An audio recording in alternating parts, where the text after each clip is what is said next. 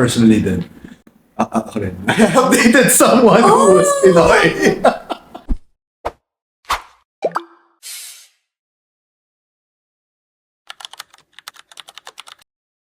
Hi.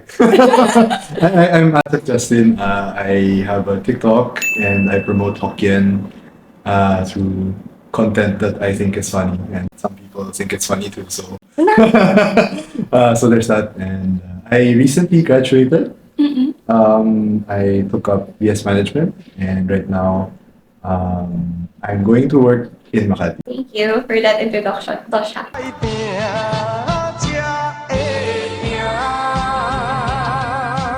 Tosya.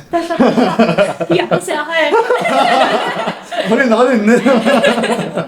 Before we start eating, can you help me translate welcome to our YouTube video in Hokkien? 欢迎收，alam ko yung Mandarin yun. 欢迎收看 but I would translate it directly as 欢迎收看我的这个节目 Yay! which is called Real Real Studio. Studios. Yes! Wow! Di ko na ulitin. Yeah, Jose. Let's say. Oh my gosh. So, here's our salmon sashimi. Oh my gosh. And then, Oh wow. yung binubuksan niya dyan. This is my favorite food. It's my favorite food. Lagay natin sa side here. So, lagay mo sa gitna. So parang in-assume nyo na I'm an uncle, I like green tea, no? For real. So, medyo kinabahan ako actually. Akala ko you will let me eat spicy. Spicy. Ano yung sikat na? Samyang, budak. Samyang, hindi ko kaya. Oh, I eat But that would be very interesting to see me Right? suffer. For real. I like how when I started back in October, I initially taught Mandarin. So, una, parang medyo wise pa ako, sabi ko. I'm going to teach Chinese idiom, so I'm going to teach one Chinese idiom per day. Kasi ever since high school, talaga, I appreciated my Chinese education because of my ama. So, yun, so sa simula sabi ko, Chinese idiom. Pero nabobore yung mga tao. Tapos one day, I was just in Landers doing grocery with my mom. Oh. Very, very ordinary. Tapos, sabi ko, why don't I use Hokkien to introduce stuff here? Or just make a random funny video. And imitating my grandma's accent. grocery 哦，grocery 叫什么呀？grocery 叫超市，我今仔也做人个影视。 Which I actually do a lot with my friends. It's so nice. Just to make them laugh sometimes. So, ginawa ko siya in a video. Tapos nag-fly siya. Tapos, after nun, I had to, I had the chance to make another one and it kept having a lot of views. You always teach. Mahilig ka talaga magturo? Magturo, hindi ko siya selected career path. Parang hindi ko siya gustong gawin in the long run for my job. But I do enjoy hanging out with my peers. For example, I was active in let me just put Yeah, sure. in this org called YMJ. Kind of like other field tri orgs in the universities.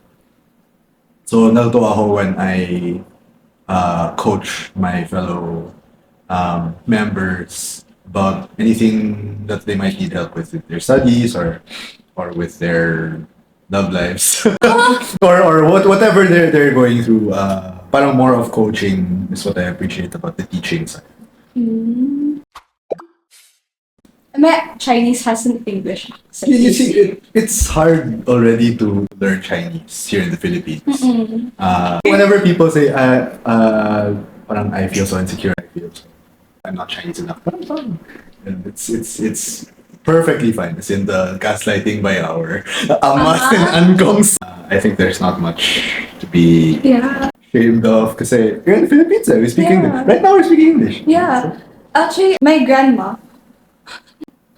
she's just trying her best to understand yun yung nangyayari. But I think I really appreciate it na parang at least there's an older generation pa.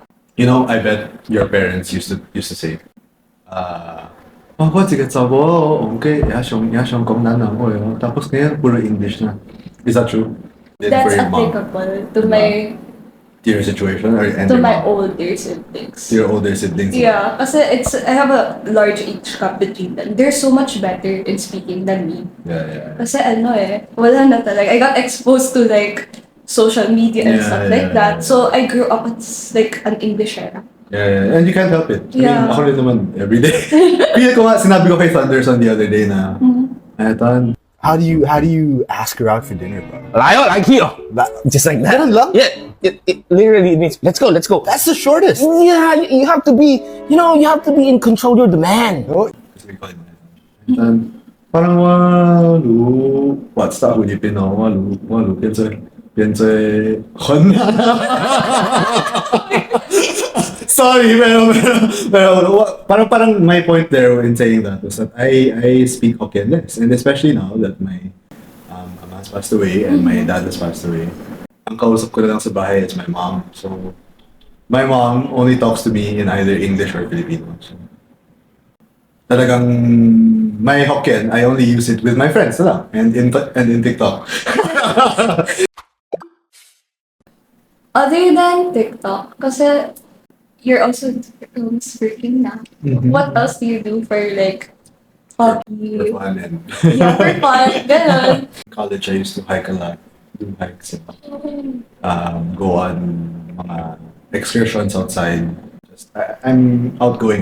I'm outgoing in the sense that I like to go to places. Are you sporty? Yes. Oh. I used to do a lot of sports in high school. I was part of the basketball team. Varsity? Varsity! Oh my God! Pero hindi magaling. But then at least nakasama. Meron ng label. It's part of your resume. part ng, oh, I was part of the team. Do you have a Greek wall? Well, if my ama and my dad were here, I would definitely have the Great Wall higher. So yes, there's the implication that I do have a Great Wall. It's more of my father's side that's kind of, like that. But personally, I think it's more of a preference because even if I don't have a Great Wall, like speaking right now that my old man and my ama are not here, but I still have that preference for someone who I can speak the language with and who I can cooperate with to teach the kids. Let's speak Hokkien to the kids. Diba? And there are things talaga that only, hindi naman only, parang it's easier to communicate your values with someone who's Chinese. And, I think mine is more of a personal preference than it is a restrictive Great Wall. You plan to have kids. Oh, yes. Okay. Nagulat yung friends ko whenever they hear that. I mean, You're a family guy talaga. yung context kasi nito is I'm an only child. So, nung bata ako, sobrang gusto ko ng kalaro. And nakatira ako sa malapit sa subdivision. So this is like a subdivision where I go to, but I live just outside.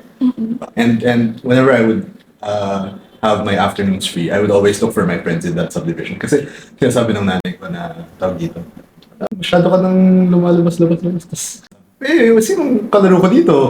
Wala akong kalaro. So, I want parang I have this natural tendency to be outgoing when I was a child, and even until now. So that's why in the future, sabi ko, yung kids ko, gusto ko may kalaro sila. How many? Hanggang depende if my business succeeds and if the girl wants. Kasi I think nowadays people are less inclined to have kids. Yeah, napansin ko rin. Like, the population in like the high schools right now is so different compared to before. In the old ones, mga principals who I used to interview, Father Ari was the previous school president. He said that people are having less and less kids now. So the market for Chinese schools is getting smaller and smaller. And you notice the smaller ones, the smaller schools, kapag wala silang strong love for their school, diba? Their high school. Parang pakonti sila ng pakonti. So, parang over time, I don't know what will happen to the Chinese schools. Do you have any friends na nag-date with like a Pinoy? Yeah. Personally then, ako rin. I have dated someone who was Pinoy. So how's that like the experience like? It was difficult. So, mukha naman siyang Chinese. Pinoy talaga actually that looks Chinese. Meron ganun. So, Yeah. naloko niya ako dun. The joke. It was hard at the end kasi when it was already time to sort of be more serious. Parang naging issue talaga yung she could not get along with the seniors of my father's side. And for me kasi, pero parang parang na-iffy ako pagka, syempre mahal ko rin naman yung relatives ko. I'm not the type to really protest violently against them. Pero, parang I loved that person. So, there was a big internal conflict in me. And at the end of the day, the Great Wall won. So it was difficult, and I had to personally make my own decision. Kasi ang sabi naman sa akin ng friends ko and ng relatives ko is, okay, see for yourself. If it's what you want, then panindigan mo yan. Panindigan mo yan. And for me, parang it was just really hard to bear seeing someone go through that. And if I had actually, for the sake of just proving myself na kaya ko, I thought it would be selfish of me to sort of put her in that situation, especially when things were not really years in the relationship. So it was early on in the relationship, so it was good that we had set expectations early on. We're friends naman, and we're good friends. Actually, ano ba personal question? What if, like, example, there's a girl na you dated, or you're dating, na parang she's Chinese, full Chinese, but she can't communicate in Chinese. So parang, how do you think, will there be a difference? Kasi syempre, di ba, example, that girl can't speak to the elderly din kasi she's really bad at Chinese. So do you think it's the same thing lang? Like, it's also like, that's gonna be a problem. Personally, if well, the short answer is I don't think it's any problem. Kasi, I mean, personally, okay naman ako with Hokkien. So, kung hindi siya marunong, I will teach the kids. so,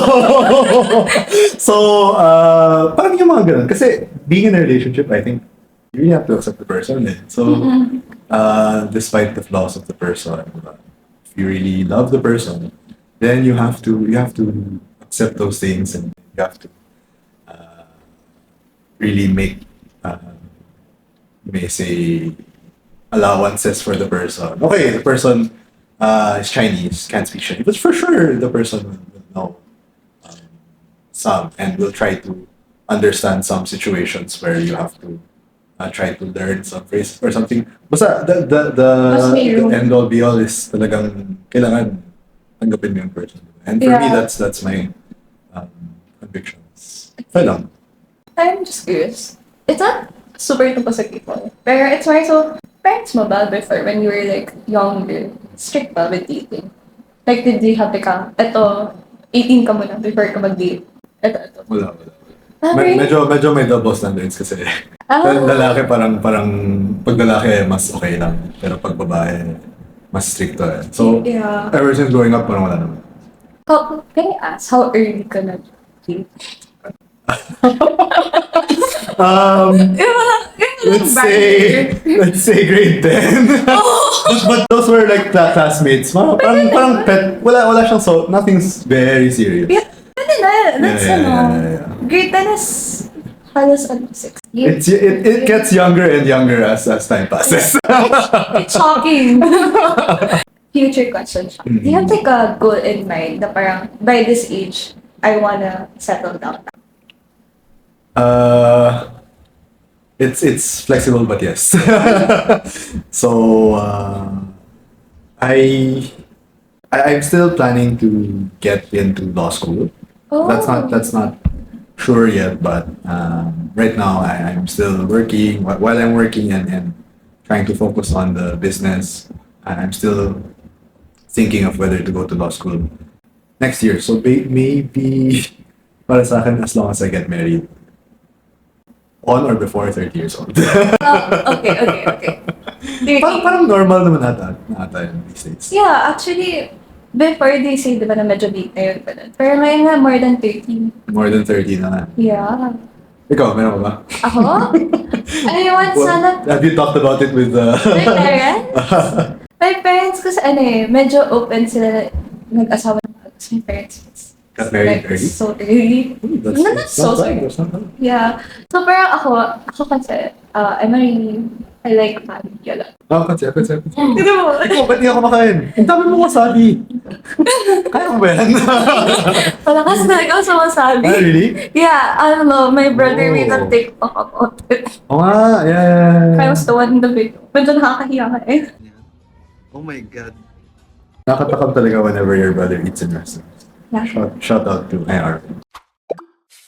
What is the best Chinese school in the country? Oh. So starting from that, without any context, what do you think is your number one filter school? If we're gonna look at the Chinese curriculum, it's going to be either it's going to be the three schools. So the first one that comes to mind is Kyaotiong. They have a good Chinese curriculum which Ganxian built over time. Second is Tianjin's Chiangkai.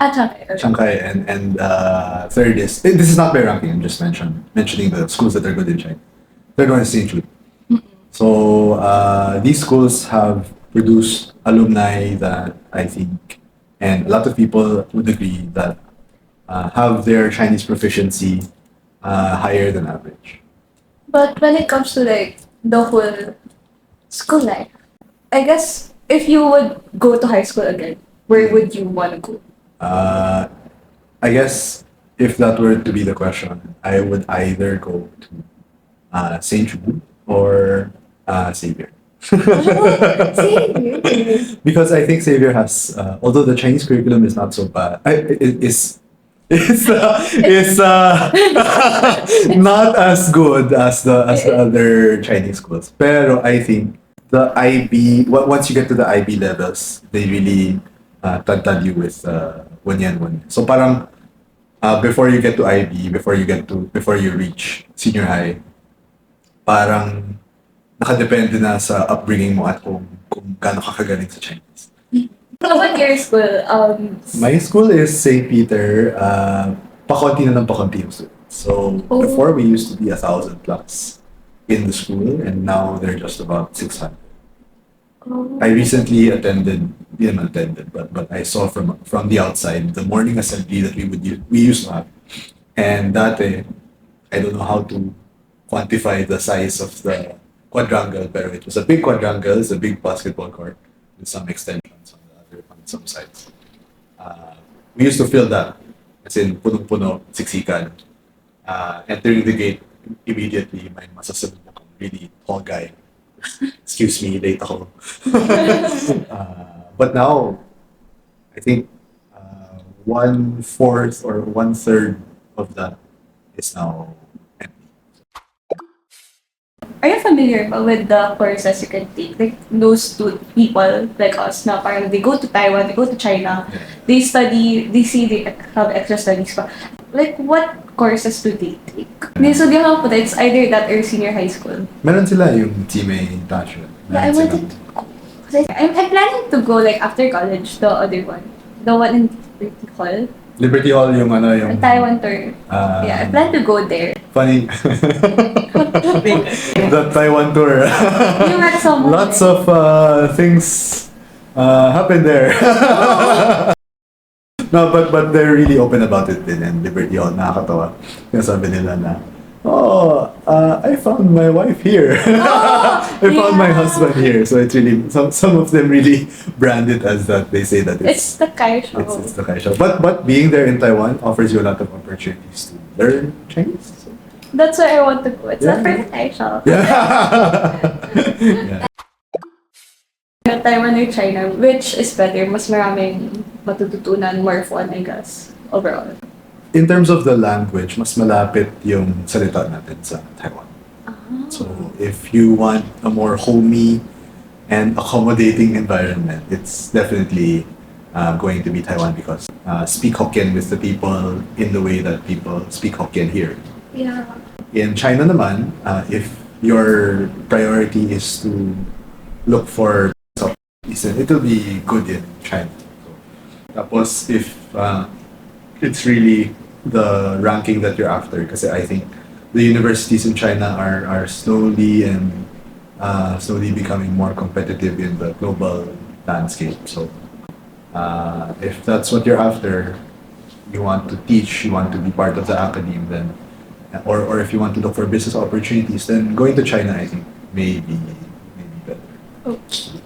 Okay, so we have a game. It's called Feels This or That. Okay, so first question: Mooncake Festival or Chinese New Year? Chinese New Year. Favorite Chinese dish? That's hard. But recently it's been the steamed chicken and mushroom sausage from Pinoy. Oh my god, that's your favorite? Okay. It's good. That's I only order in Bangkok. And my bread is good too. Yeah, it's really good. As a Chinoy living in the Philippines, what's your favorite Filipino dish? Should it be a snack or any dishes? Any snack dish, dessert, it's okay. Caldereta. Yambong or matcha? Yeah, but Yambong, okay. What's your favorite Hokkien dish? What do you use the most frequent? The one na bitawan mo on time. I've been hearing it a lot, and since a lot of my relatives use it, it's like cyber. Secret? I haven't heard that. What's the same? It's dapat kasi science siya. pero cyber is parang less intense. It sounds very like York. pero hindi na yun pag narinig ko yung mga kagsika.